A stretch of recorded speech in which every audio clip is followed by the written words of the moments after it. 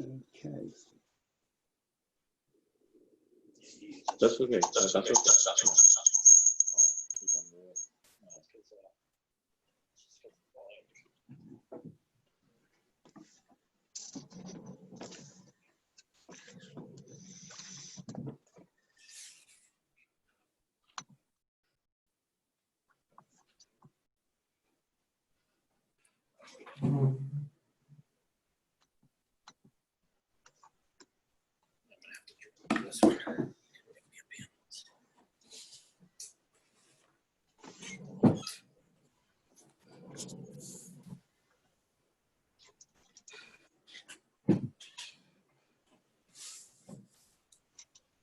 Okay, well, I see 6 attendees here. That seems pretty low.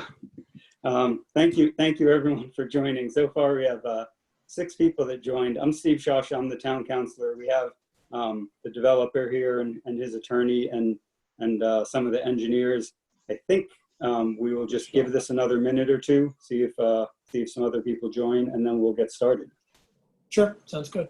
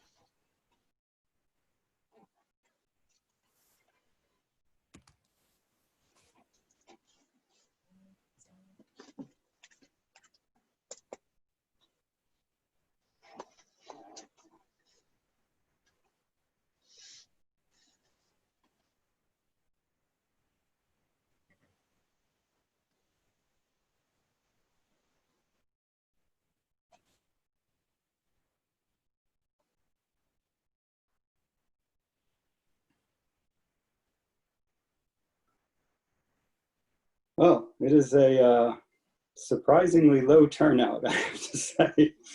Why don't Steve Leary, this is being recorded, right? That's correct. This is being recorded. Okay, so if people decide afterwards that they want to see what was going on here, we can share that with them? Correct, yes. Okay. Okay, well, it's almost 10 after, so why don't we get started and hopefully some more people will join. My name's Steve Sciascia. I'm the District 2 Town Councilor. We're here to talk about the Riverside Business Park development. And the developer is here with his attorney and a whole bunch of the engineers to kind of explain to us what the project entails. And they have some pictures to show us. The point of this meeting is just to give the residents a chance to see what's going on. This will be presented to the planning board later in August. And, you know, everybody will still have a chance to weigh in there. But I think if there are questions, concerns, now is a good time to have a chance to actually talk to the developer and we'll figure out what's going on. So I think with that, I'm just going to turn it over to Mr. Lang and Councilor Palmucci, or Attorney Palmucci, I guess you go by here tonight, and let you say your piece, and then we can maybe have questions. Sure. Thank you very much, Councilor. Thank you for hosting us virtually tonight. I would say it's always been my experience that the fewer people who come to a community meeting, the more positive the reception of the project is. So I don't know. Hopefully that's the case tonight, but we'll find out, I'm sure, as we proceed. As the councilor said, my name's Brian Palmucci. I'm the attorney for the applicant for this project, which is Adams Street Enterprises, LLC, who seeks to redevelop and improve the area of Adams Street, which currently occupies the Graziano cement plant. Just to introduce our team who's on with us tonight, the principal developer for Adams Street Enterprises is Mr. George Lang, who is seated right here with me. Also with us are the project engineers, Mr. Sean Hardy and Mr. Chi Man. Also with us, should be with us, I haven't checked, but is Anthony Andronico, who is the LSP environmental engineer. He's handling some of the environmental, he's handling all the environmental issues, which we'll get into a little bit later on the site, because there are environmental issues there of significance. We also have Garrett Tunison from Tunison Environmental Consultants, who is our environmental restoration expert, and he's been hard at work working on some of the riverfront issues and the restorative efforts of the riverfront. Our construction manager is with us tonight, David Peter. And then last but not least, from Vanessa and Associates, Mr. Jeffrey Dirk, who is our project traffic engineer. And everyone's available for questions, Councilor, this evening, as well as by follow-up. If, if you want to, however you want to do it, if you want to forward us questions as they come in from folks, or bundle them together, or however you see fit, I'll make sure we parcel them out to the appropriate expert and get answers to anybody's questions, and also address any concerns that folks may have about the project. As folks may recall, we met previously, some of the same team members, certainly Mr. Lang, myself, and Mr. Hardy, about this site in 2006. We had a 2016. We had a community meeting, at which time we proposed a 142 residential unit project at the same location. Needless to say, we received a lot of feedback at that meeting, which was very heavily attended. Again, speaking to my reception is everything mantra here. But we received a lot of feedback from residents in the area, which, if I could say roughly, was broken down into mainly concerns. The most that came up were mainly concerns about traffic and the impact on the schools from a residential development. There were other concerns, but those were the two main kind of takeaways that we took from that meeting that folks had significant concerns about. Over the last several years, we've come up with a much different approach for the site that, rather than residential, is commercial in nature, which we think, or we hope, better suits the wants and needs of the community. We've applied for a site plan review special permit seeking approval before the planning board, which were scheduled for introduction on August 11th. So next week at their public meeting. I certainly don't anticipate, I don't think anyone anticipates that that'll be the final hearing that we have. So there'll be plenty of opportunities for folks to attend and weigh in. But that's when we'll be making an initial presentation before the board on August 11th. So we've applied for permitting and review, seeking to construct 2 commercial buildings and utilize 2 pre-existing buildings that are already there on the site of an approximate total of 202,000 square feet of manufacturing, office, contractor, and warehouse space on the property. The proposed construction and use of mixed commercial space are all allowable under Braintree zoning bylaw for a commercially zoned district. So the use is much more in tune with what the town asked for in that location. Certainly isn't residential. And I don't know, Chi, if you have the capabilities of sharing your screen, and I don't know, Counselor, if that's something you have to give him access to, and we could perhaps put up the rendering while I'm talking about the project. But I'm gonna let the 2 of you try and press buttons to figure that out. But this proposal represents a significant improvement to the property over its current condition and its current use. As folks know, this is a very large site at 14 acres. It's bordered on one side by the MBTA Railway and the Manattaquit River on the other side, and then Arnold Street. It's kind of a triangle. We'll maintain a healthy open space ratio at the site of 35%, which exceeds, with our proposal, which exceeds the required 25%. The challenge of this site is that there currently exists ecological contamination in the form of auto shred residue, which is also called ASR. And that auto shred residue exists in certain areas of the property. Essentially, ASR, auto shred residue, is old car pieces, such as like shredded up dashboards, things like that, the interior parts of the car. And it was buried on the site long, long ago. We've worked collaboratively with both the Department of Environmental Protection, the DEP, on the state side, as well as the Environmental Protection Agency, the EPA, on the federal side, to formulate a remediation plan that addresses the environmental challenges on the site.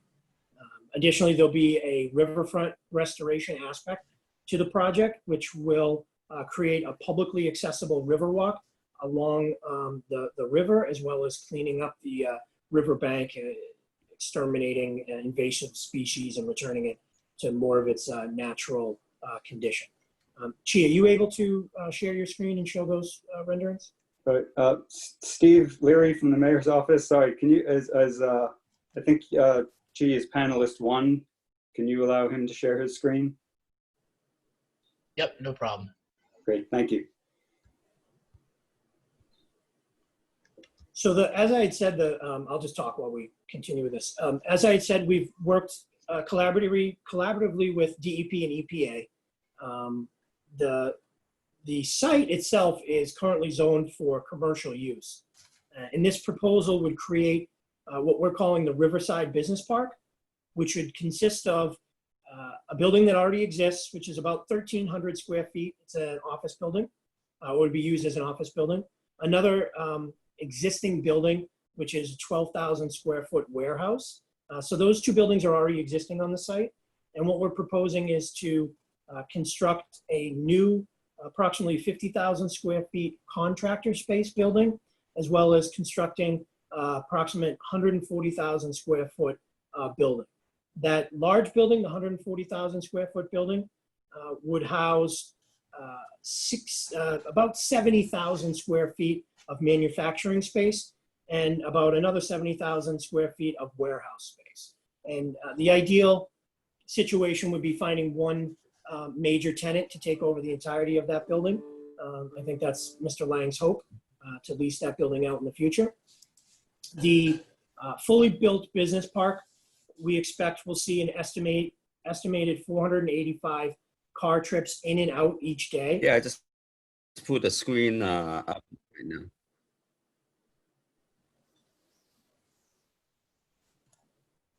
I just see a spinning wheel. Yes, Chi, you're just a spinning wheel.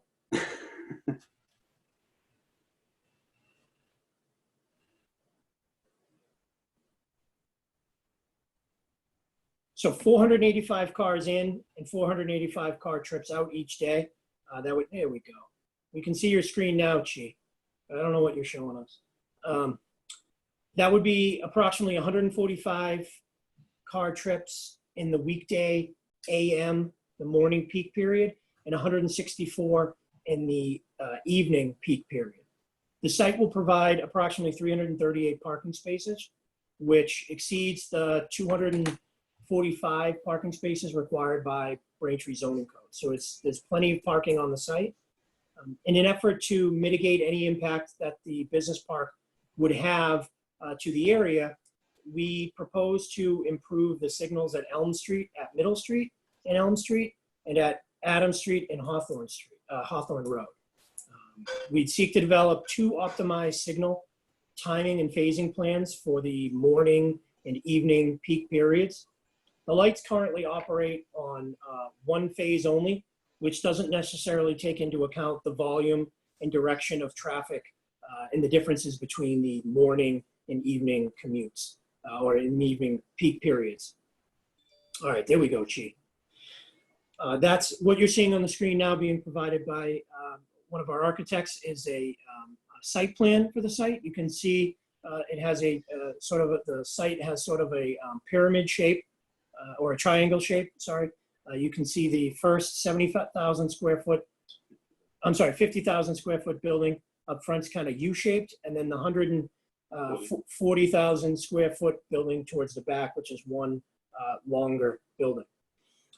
The proposed development site would require, the proposed development of the site would require Arnold Street to be improved significantly to facilitate the adequate ingress and egress to the property. The proposal would likely be new repaving and utilities and whatnot on Arnold Street. This proposal we suggest fits naturally with the existing commercial uses in the area. And in terms of the abutting residential uses, which there are some, the development as proposed, while commercial in nature, we would suggest is a vast improvement over the previous cement plant operation at the site. So even though it's a continuation of a commercial use, it's a much different commercial use where all of the uses are fully enclosed within a building, unlike what they have there now. There's not going to be heavy machinery operated at all hours of the night, or I shouldn't say now, what's been done previously at the site.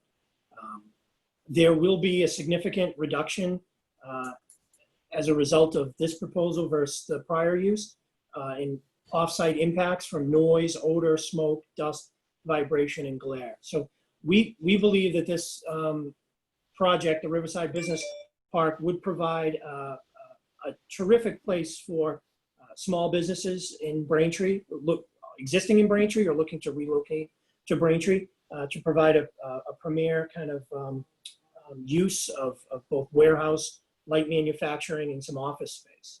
We think it'd be a good addition to the community, certainly better than what's been there in the past. And we're seeking approval from the town to move forward with this project. So that's it by way of my introduction, Counselor. As I said, we do have all of our experts available. Okay, and I'll walk you through what she's showing you. So this is the existing condition of the site. The site is in the middle. It's the kind of moonscape there where you can see a lot of dirt areas. You can also see the existing buildings towards the front. That's Arnold Street, separating the property, the subject property, and you can see the buses, the bus lot in the back. Yeah. So, and then there's some businesses located across the street there, the oil company and whatnot. So that's the existing conditions of the site. As you can see, while it's not paved over, the fact that it's been a cement plant for generations, it's essentially paved over. All that compacted dirt and cement runs across nearly the entirety of the site from front to back. And Chi, can you show the proposed? So that's the existing condition. And what we've done is we've superimposed the proposed buildings that we're seeking to construct as part of this project over the existing conditions so that you can see what the difference looks like.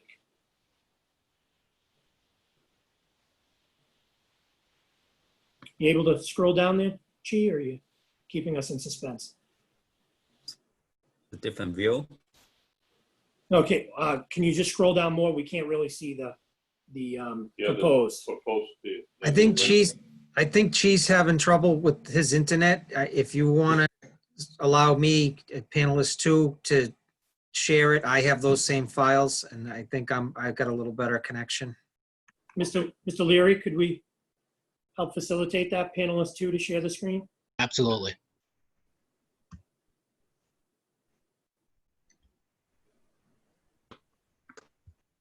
I'm gonna go ahead and close this up. So there's proposed there. Okay, so again, that's the proposed. You can see the two larger buildings that we're talking about. The existing buildings are there. There's the added parking that would replace some of the already impervious area. And then there's the 140,000 square foot warehouse space in the back, as well as the contractor space in the front, which is the kind of U-shaped building there. So that's essentially what we're looking to do. We think, as we said, we think it's an improvement. There'll be a lot of improvement to the area in terms of Arnold Street, hopefully improve the traffic conditions in the area with the lights, as well as the Riverwalk restoration area. So, Councilor, as I said, we have all of our experts here. If there are any questions now, we're happy to answer them. I'll direct them out to whoever I think best can answer the question if I can't. Or, like I said, we're happy to answer any questions that are done by way of follow-up when people watch a recording or learn more about the project as we proceed through the planning board process. Great, thank you. I saw a couple of questions come in over the chat. I don't know if people want to ask their questions, or if not, I'll just read them through the chat. If you want to ask a question, you can use the raise hand function. And if nobody raises their hand in the next few minutes, then we'll just go through the questions. Oh, I see Eric has his hand raised.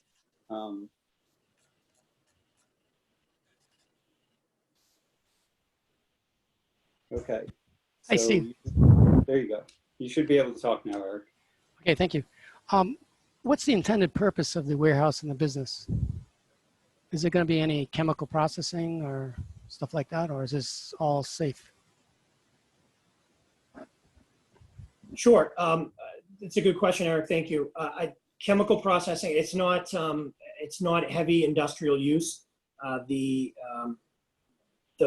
bylaw and the use codes that we're using are more of light manufacturing, if anything. I think ideally, Mr. Lang would like to lease the property out to one tenant. So one tenant that would use the front contractor type office space as well as the warehouse space. So we would envision more of a storage capacity, more of a storage use than a heavy manufacturing. So while we don't know, Mr. Lang is building this with the intention of leasing it out to potential tenants in the future. So I can't speak with any certainty as to what's going to be done there. All I can say is that it would be in line with what the restrictions are in your zoning code that exists now. And I don't think any type of heavy chemical manufacturing is allowed at that site at this point. So that wouldn't be our intention. Okay, thank you. Thank you. Can I just add, so I think for questions like that, it would probably make sense for me to just have the planning department send a list of what is allowed in this district. I mean, I can pull it off the use table. It was probably better to have an official word from them. So anybody that needs any kind of follow-up, if you email me, I will get your question addressed from the correct person. I could also add, Councilor, that as part of the process with the planning board that we anticipate is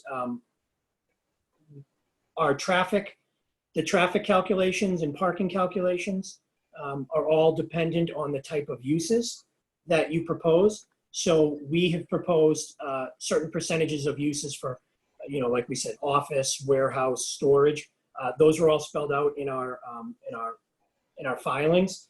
And once we do that, we're essentially locked into those uses and the percentages that we're saying we're going to use. Because if we don't use that, we would be changing what the requirement would have been for parking and traffic conditions. So anything beyond the scope of what we're seeking now in our filings would be something that would have to be brought to the planning board. So just so folks know, it's not as though we can say, oh, it's going to be this beautiful light manufacturing and then it's going to be a chemical plant.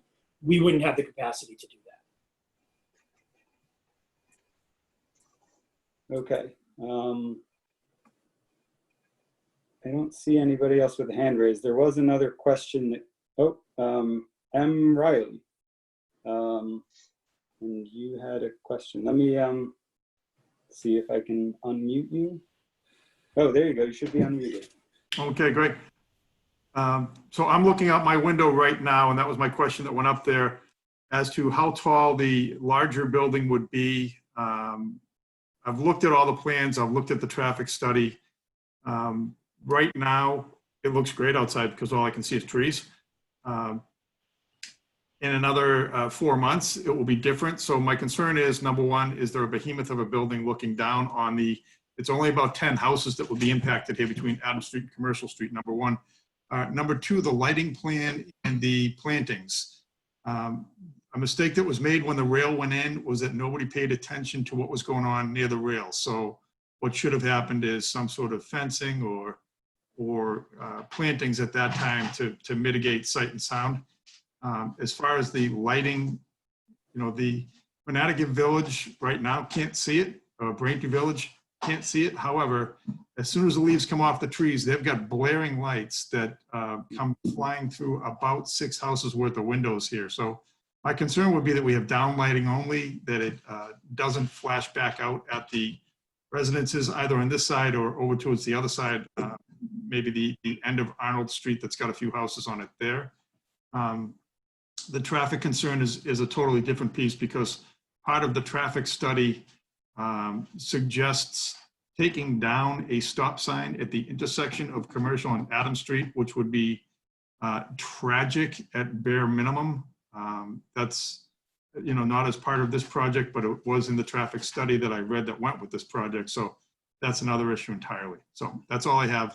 Hope you can address that. Okay. So let me just, I wrote down the various topics, there are quite a few. Thank you, sir, for your input and questions.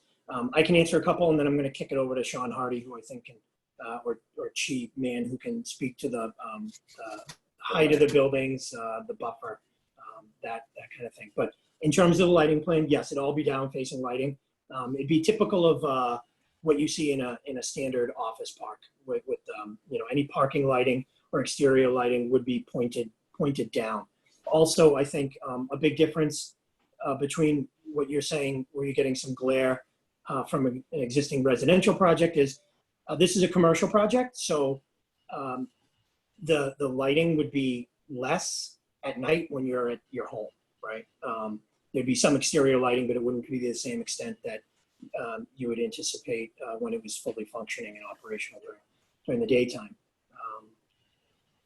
The traffic concern, the taking down the stop sign, and I'm glad you read the traffic studies, and I don't know, there is part of this process that we're going through with the planning board will require a peer review. And for anyone who doesn't know what peer review is, it's the town hires outside experts to double check our experts' work. So the town hires a traffic engineer who reviews our traffic engineers' report and points out any mistakes they make, or makes a comment that their numbers are accurate or inaccurate. They make recommendations, and then they make comments on our recommendations. So I think the taking down the stop sign is, I term it as a soft recommendation. It's something that both our team as well as the peer review team has proposed. I think the peer review team had suggested it be done temporarily on a 6-month basis to see if it works. That's something that I think, obviously we don't take down a traffic sign. It's not up to us. It was something that our team came up with in reviewing the traffic conditions in the area. So that would entirely be up to the town. So if there is strong feelings about keeping the stop sign, then that's something that the town could could tell us they don't want us to do is to take down that stop sign. It's entirely up to the town.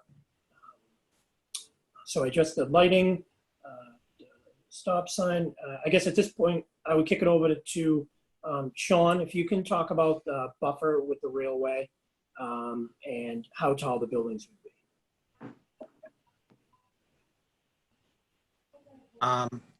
So the warehouse building, it's from floor to, from finished floor up to the top is 28 feet.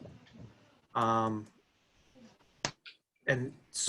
the other buildings are all kind of in line with that. I wasn't sure, what was the question about the buffer with the railroad? I didn't. Well, if I could keep you on the height of the buildings, so 28 feet, can you give that in terms of 28, 24 feet, in terms of what is that? You know, I can't think of 28 feet. I can't vision that in my head. Is that a 2-story building? How high is that, like, compared to? Yeah, 28 feet would basically look like a 2-story building with a pitched roof type of thing. Just for size wise, that's what it would basically be.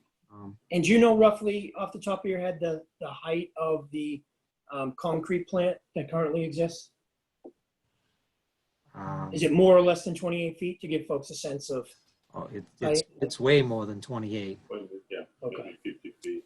It's probably Yeah. close to 50. If you know, it's been a long time since I've been tasked with coming up with that number, so it's gone out of my brain, but it's closer to 50. That's for sure. Okay, and so just to give you a sense, we're talking 28 feet. The concrete plant is about 50 feet. So depending on wherever your current view is, how much of the concrete plant you see in the winter, when the trees have lost their leaves, will be significantly lower than that. So to kind of gauge. In terms of the buffer, Sean, I think the concern was relative to the railway. And I think the gentleman was essentially saying when he looks out his window, kind of what he sees.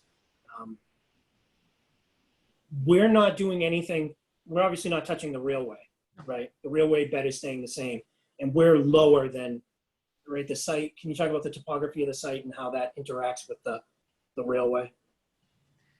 So, I mean, at the back of the site, meaning not the Arnold Street side of the site is generally the same elevation as the railroad, but the railroad starts rising up as you come towards the front and the Arnold Street crossing. And it's, there's even like, I think a walkway that you can get under the rail bed to get to the other side of Arnold Street, although it might've been filled in at some point. But so we're below the railway down on that Arnold Street end of things.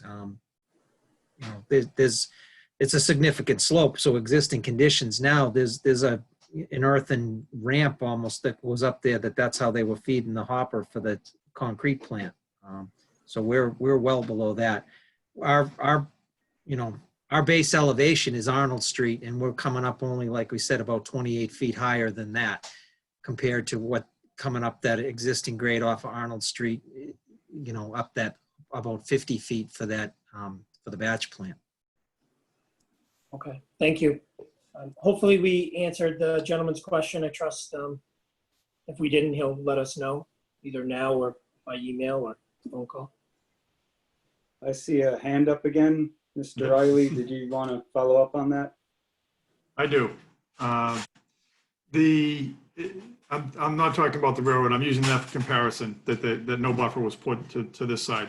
So the concern would be size of trees and so on. So as I see the restoration of vegetation, the river walk and so on, I don't know how, that site has been a mess for 35 years. I've lived here in one way or another. I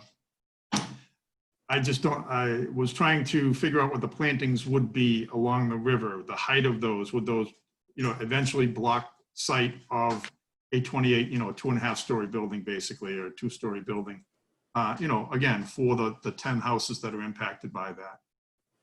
In short, and to get a better idea to kind of tailor our responses, do you live on Adams Street? Is that No, the view I'm you're on looking- Commercial Street. Commercial Street? Okay. So yeah, so between my house and the project, there is what used to be a factory pond.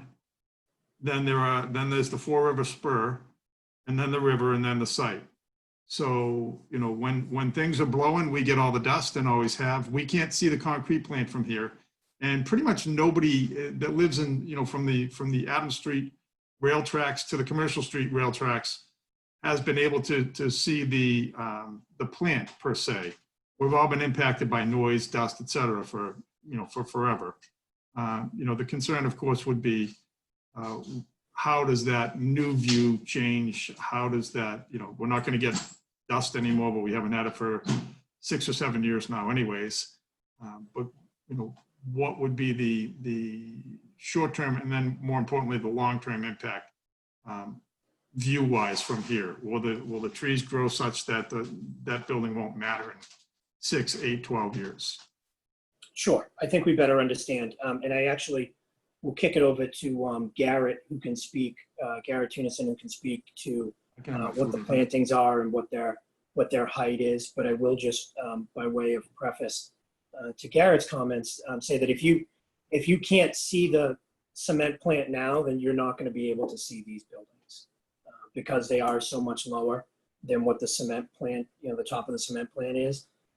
That you would have a hard, if you can't see the cement plant now, you're not going to see these buildings once they're built. But Garrett, can you answer his Yes. questions about the plantings and maybe just a little bit too in general about what the restoration aspect of the project will be along the riverfront? Yes, I can. Can you hear me okay? Yep. Okay, good. The plantings are going to consist of shrubs and trees. As far as the shrubs, some of those will grow to, we have common witch hazel. Those will grow to approximately 12, 14 feet. But we also have much larger trees. They will grow to, well, some of them will grow to 40, 50 feet. So we have we have black tupelo, we have white ash, black cherry, gray birch, American elm, red maple, pin oak, northern white oak, northern red oak. The oaks are relatively slow growth, and the ash is moderate, but the black tupelo, the elm is, you know, that's moderate as well. But the black tupelo, the gray birch, and the red maple grow relatively quick. So you shouldn't see the building. If you could see it now, well, in 12 years, like you said, I don't think you'd see it very well. So it'll depend upon when we do the plantings, but we are proposing to do the ecological restoration relatively soon. I'm sure the commission is going to require it while construction is going on the project. So I figure it'll probably happen in the first couple of years. We'll take care of the invasive plant species that are currently there.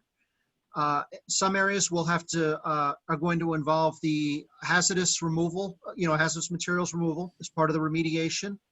And then we're going to do, in those areas, we're going to be planting very heavily. Other areas where we have some native plants, we are going to only add, we're going to take out any invasives, and then we're going to add to those native plants. We're not removing any of those.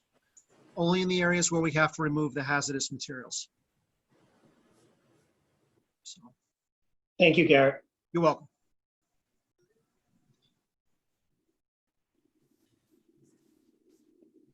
Okay, did that answer your question? It does, thank you. Great, welcome. thanks a lot. Any other questions? All right, if you want to take another minute to think about it, I actually have a question. I thought somebody else would ask it, but since there aren't that many people on the call, can you just describe a little more? I see the mitigated traffic study at Elm and Adams. There's a significant improvement for the mitigated intersection going from level of service D to C. Now that is all light timing, right? I'm going to kick that straight over to Jeff. I don't want to mess up the traffic. No, thank you. So it is, yes, it's a combination of light timing and as you probably know, Counselor, the two traffic signals are very close together. And so they're also interconnected and coordinated. So it's a combination of, yes, changing the lights at both intersections and then improving the coordination so you actually can get through both lights, because we know there's queuing issues at both of those intersections in terms of backups. So it is purely, it's a retiming of the lights and then an adjustment of the coordination to make the two traffic signals work better together to improve traffic flow. Okay, great. And then you also show significant improvement in commercial and Adams going from a level F to A. Yes. Is that mitigation just the stop sign, or are you proposing something else there? No, it is. It's, Counselor, it's purely the stop sign. When we look at the traffic volumes on the commercial street approach, and we were coordinated very closely with the former town engineer, who I know is now moved on to the MBTA. And we know that the town is undertaking that water main replacement project. So we kind of drilled down on some improvements that could be done there. That the northbound approach on Commercial Street, there's several hundred vehicles during the peak hour that want to make a left-hand turn from Commercial Street onto Adam Street to travel north, essentially. And so that movement is what's under stop control today. And so that, because all those vehicles have to stop, it just creates a long delay and then extended vehicle queuing. So Commercial Street northbound stop and Adam Street is under stop control as well. Commercial Street southbound is under free flow. So stopping that several hundred vehicles during the peak hour is what creates the delay.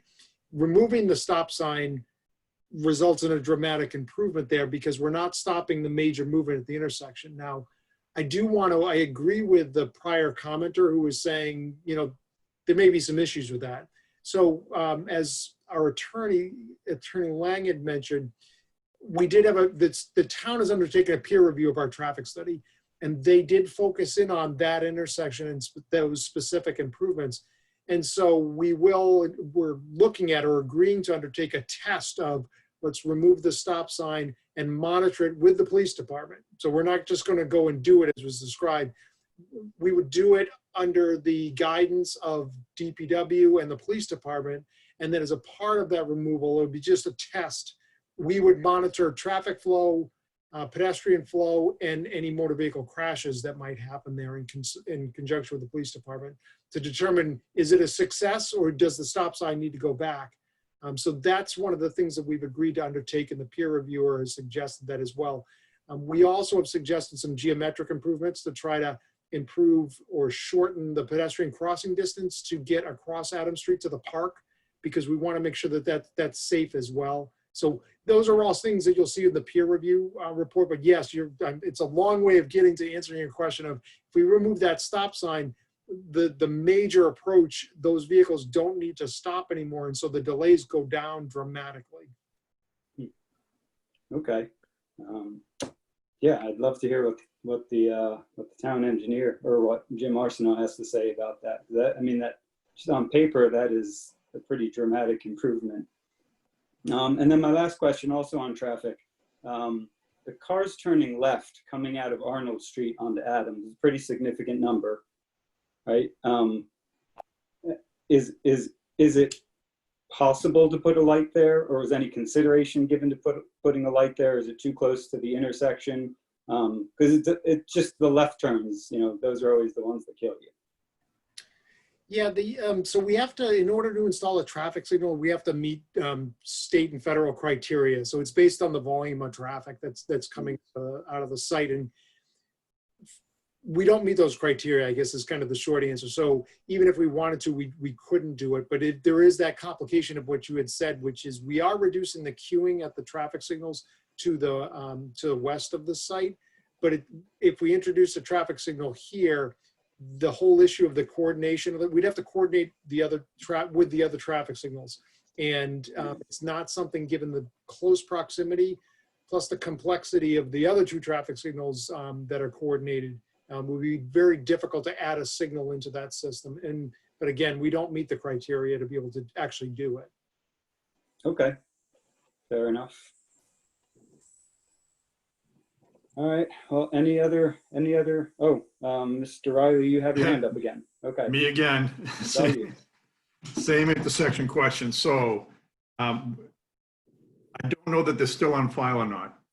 So we had those stop signs put in about 20 years ago after a hard-fought battle to get them. There is no safe way for anybody to cross Commercial Street from this side, meaning the same side as your project, to the other side. The crosswalk into Adams is all well, from Adams into the park is all well and good, except there's no sidewalk over there. So if anybody were to cross, they would still need to get all the way down to the intersection at Ross School to cross Commercial Street. I'm sorry, no, there's another crosswalk at the park there. There are 3 or 4 families that have to have their kids cross the street to get to Ross School every day. It's taking their lives in their own hands. My kids did it for 16 years, and that's a long time ago. It's no better now. The traffic study that was done in 1998, 1999, the number of cars that was going by here equates to about 3 million per year. I don't know if your numbers show the same, but at that time, there were 10,000 cars a day. You know, extrapolate, you get the math. So any even temporary test to get that stop sign out is going to require some sort of a lighted crosswalk to get across Commercial Street at that intersection. There's a family with 4 little kids right there at that intersection, and she walks them to school every day, and it's like Frogger trying to watch her across the street. And you know so and that's very good information, and I appreciate that feedback, because we were trying to actually, even with the town engineer, we were trying to uncover what the purpose was, because absent your comments and the history that you have there, we weren't able to determine, you know, exactly why, other than that volume, that turning volume, which you're very familiar with, is so high that it does create the condition you just described, which is that it would be very difficult for a vehicle, and in particular a pedestrian, to be able to cross against that volume of traffic. So that is actually very good information, because I think as we look at what might be able to be done at that intersection, because we are still considering some other alternatives based on the comments on the peer reviewer, the pedestrian safety aspect that you just brought up is something that we can very much focus in on and look at what some solutions may be to address that. If that's the primary reason why the stop sign would be put in, there are some things that can be done to make that a much better situation and safer for pedestrians. So I appreciate your comments and feedback on that.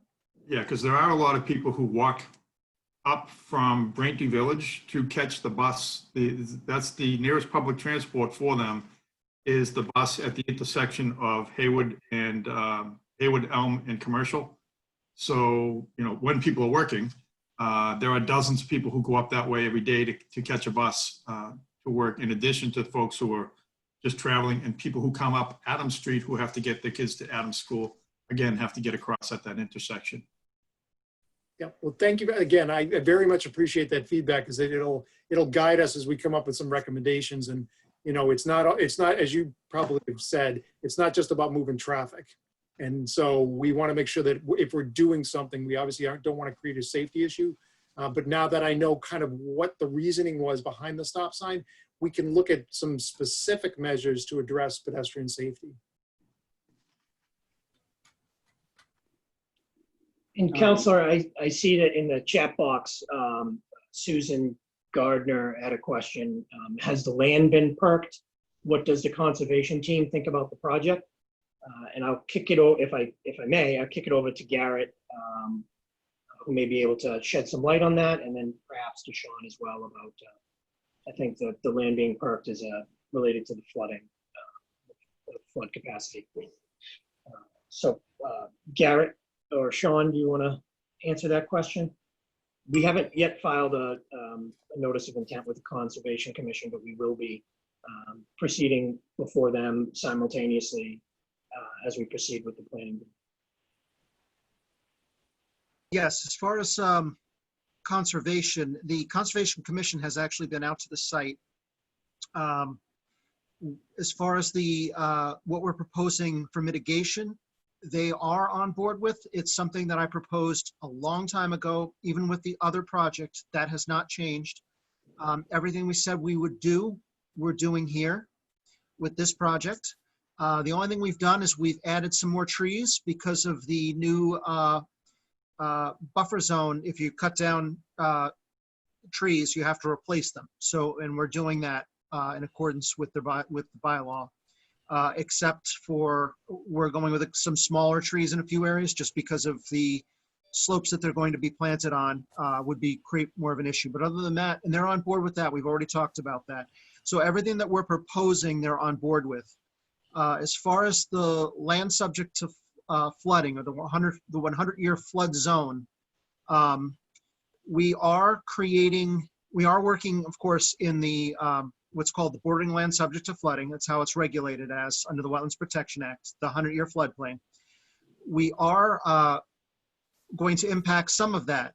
And what is required is what's called compensatory storage for the area for which we are impacting. You have to replace those areas, square footage and the volume of the areas that are being impacted. We are doing that, and we are adding additional storage area above that so that there's actually creating a little bit more volume for flood storage. So that's about all I really have to say on that topic. I don't know if Sean Hardy would like to weigh in on that or if I covered it correctly. Okay. When I see the question, and it's probably my engineer in mind, when someone asks about land being perked, I think that refers to drainage. And we do have a substantial drainage design in the drainage report that went along with the planning filing, and it will also be included in the notice of intent when that gets filed through conservation.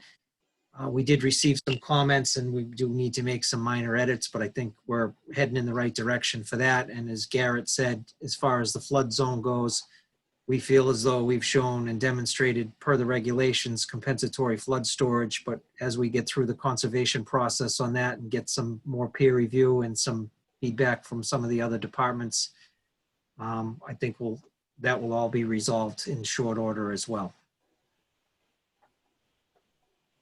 Thank you. Thank you. Okay, looks like we answered that question. Okay, any other questions from anybody, any participants? Okay, well, then I would just say if anybody does have any follow-up questions, email me and I'll get them to the town departments or to Mr. Palmucci or the developer. So my email address is ssciascia@braintreema.gov. And I might just also ask Mr. Riley if you could send me an email so I have your contact information as this all progresses. I'd love to kind of loop you back in as they figure out with the town what's going to be happening at that Adams Street intersection. Well, thank you, Councilor, for hosting the meeting and working with us on this. Obviously, anything that we can do to get information to you and to the residents who have concerns or questions about the project, we're happy to do. And again, we'll be before the planning board introducing this project for the first time on August 12th. Great. Well, thank you very much, everyone, for attending. Thank you, everybody. All right, and thank you, Steve, for setting this up for us. All right, thanks, everyone. Have a good night. Thank you.